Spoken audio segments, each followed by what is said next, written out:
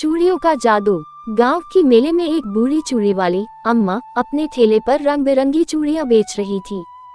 बच्चे और महिलाएं चूड़ियों की चमक से आकर्षित हो रही थीं।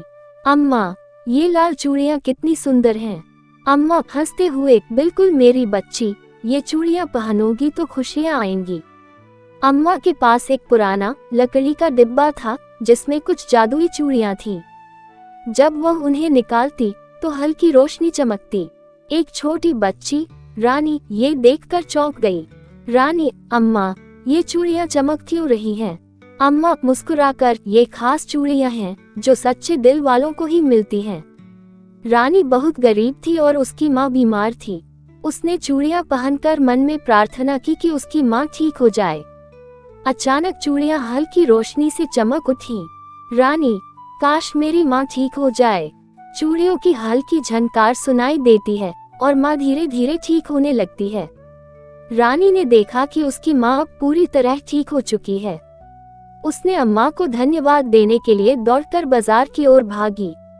जब उसने अम्मा को देखा तो वह धीरे धीरे हवा में घुल गई, जैसे कोई जादुई आत्मा हो। रानी रोते हुए, अम्मा, आप कहाँ चली गईं? हवा में एक हल्की आवाज गूंजती है, जब भी किसी को जरूरत होगी मैं आऊंगी। अब रानी गांव की दूसरी गरीब लड़कियों को चूड़ियां बांट रही थी। जब भी कोई लड़की सच्चे मन से चूड़ियां पहनकर प्रार्थना करती, उसकी इच्छा पूरी हो जाती।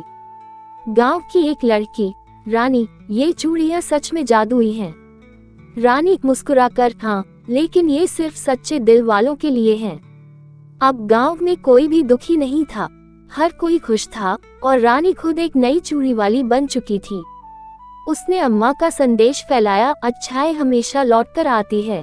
कहानी का संदेश, सच्चे दिल और अच्छे कर्मों से हर मुश्किल आसान हो सकती है।